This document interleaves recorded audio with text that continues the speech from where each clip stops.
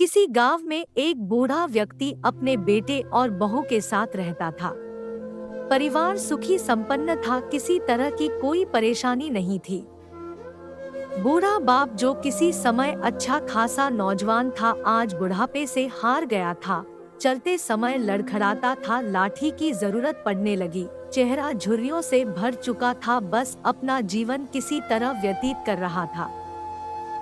घर में एक चीज अच्छी थी कि शाम को खाना खाते समय पूरा परिवार एक साथ टेबल पर बैठकर खाना खाता था।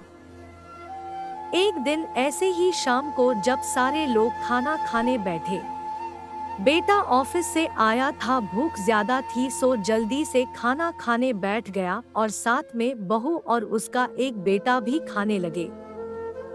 बूढ़े हाथ जैसे ही थाली उठाने को हुए, थाली हाथ से छिटक गई, थोड़ी दाल टेबल पे गिर गई। बहू बेटे ने घृणा दृष्टि से पिता की ओर देखा और फिर से अपना खाने में लग गए। बूढ़े पिता ने जैसे ही अपने हिलते हाथों से खाना खाना शुरू किया तो खाना कभी कपड़ों पे गिरता, कभी जमीन पर। बहू चिढ़ते हुए कहा, हे राम, कितनी गंदी तरह से खाते हैं, मन करता है इनकी थाली किसी अलग कोने में लगवा देते हैं। बेटे ने भी ऐसे सिर हिलाया जैसे पत्नी की बात से सहमत हो। उनका बेटा यह सब मासूमियत से देख रहा था। अगले दिन पिता की थाली उस टेबल से हटाकर एक कोने में लगवा दी गई। पिता की डबडबाती आंखें सब कुछ देखते हुए भी कुछ बोल नहीं पा रही थी। बूढ़ा पिता रोज की तरह खाना खाने लगा। खाना कभी इधर गिरता, कभी उधर। छोटा बच्चा अपना खाना छोड़कर लगातार अपने दादा की तरफ देख रहा था। माँ ने पूछा, क्या हुआ बेटे, तुम दादाजी की तरफ क्या देख रहे हो और खाना क्यों नहीं खा रहे? बच्चा बड़ी मासूमियत से बोला, माँ, मैं सीख रहा हूँ कि वृद्धों के साथ कैसा व्यवहार करना चाहिए। जब मैं बड़ा हो जाऊंगा और आप लोग बूढ़े हो जाओगे तो मैं भी आपको इसी तरह कोने में खाना खिलाया करूंगा।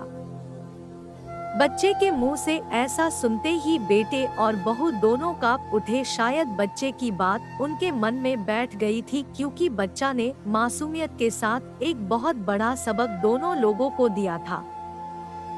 बेटे ने जल्दी से आगे बढ़कर पिता को उठाया और वापस टेबल पे खाने के लिए बिठाया और बहू भी भागकर पानी का गिलास लेकर आई कि पिताजी को कोई तकलीफ ना हो। इस कहानी से शिक्षा मिलती है कि माँ बाप इस दुनिया की सबसे बड़ी पूंजी है। आप समाज में कितनी भी इज्जत कमा ले या कितना भी धन इकट्ठा कर ले, लेकिन माँ बाप से बड़ा धन इस दुनिया में कोई नहीं है। दोस्तों, ये कहानी है, आप सबको कैसी लगी कमेंट में अपनी राय जरूर बताएं। इस तरह की कहानी सुनने के लिए चैनल को सब्सक्राइब जरूर करें। पूरी कहानी सुनने के लिए आप सबका बहुत बहुत धन्यवाद।